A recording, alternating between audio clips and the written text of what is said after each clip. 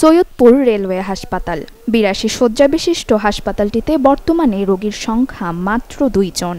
১৮৬৭ সালে প্রতিষ্ঠার পর রোগীদের আস্থার সাথে সেবাদান করলেও গেল ৬-৭ বছর ধরে তীব্র লোকবল সংকটে হাসপাতালটি।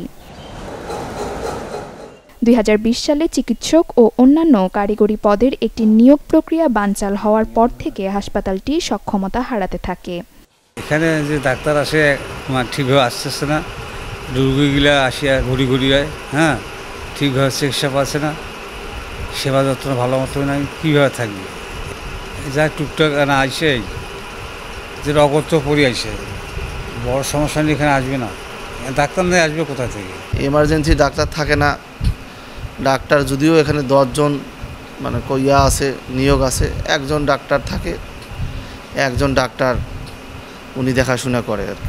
এখানে বর্তমানে স্বাস্থ্যসেবার মানটা অত্যন্ত খারাপ। তার কারণ হচ্ছে এখানে পর্যাপ্ত নার্স নেই, ডাক্তার নেই, নার্স নেই, তারপরে চেক আপের জন্য যে মেশিন যন্ত্রপাতি সেগুলো নেই, মূলত নেই, কিন্তু আগে এটা খুব বেশি ছিল। অ্যাম্বুলেন্স নেই, যেটা আগে বেশি ছিল, এখন সেটা নেই, এবং খুব নাজুক অবস্থায়। এবং একটা কিছু ছোটোখাটো কোনো একটা রোগী আসলেও এখান থেকে রংপুর রেফার করে, তারা কোনো দায়ভার নিতে চায় না। মাত্র একজন চিকিৎসকের উপর নির্ভর করে চলছে হাসপাতালের চিকিৎসা ও প্রশাসনিক কার্যক্রম। প্রথম যে সার্ভিসটা, প্রধান যে সার্ভিস, চিকিৎসক যে সার্ভিসটা দেয়, সেখানে আমাদের সংকট। যেমন আমাদের সৈয়দপুরে এখানে 7 জন চিকিৎসকের পদ, সেখানে আমাদের একজন চিকিৎসক মাত্র কর্মরত আছে, এবং উনি সহকারী সার্জন আবার বিভাগীয় চিকিৎসকের মধ্যে দায়িত্বে আছে, এবং এর পাশাপাশি উনি আমাদের বাংলাদেশ রেলের পশ্চিমবঙ্গের আরেকটি ডিভিশন, লালমনিরহাট ডিভিশনের দায়িত্ব আছে। তাই এটা দেখার কারণে উনি দেখা যায় যে এখানে 24 ঘন্টা যে সার্ভিসটা ওনার পক্ষে দেওয়া একটু সম্ভব হয় না, হয়তো ওনাকে লালমনিরহাটে যেতে হয়, আবার এখানে প্রশাসনিক কাজকর্ম করতে হয়। তো এটা আমরা এখন বর্তমানে একটা বড় সমস্যা ভুগতেছি। এদিকে পরিদর্শনে এসে সংকট সমস্যা নিরসনপূর্বক সর্বসাধারণের জন্য এবার হাসপাতালটি উন্মুক্ত করার কথা জানালেন স্বাস্থ্য মন্ত্রণালয়ের এই কর্মকর্তা।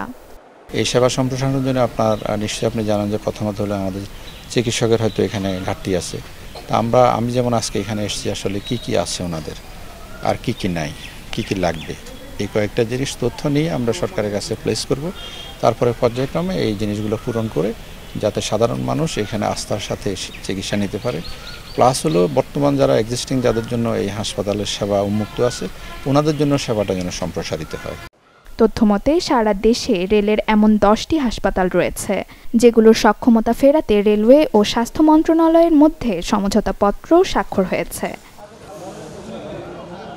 Desk report, channel 24।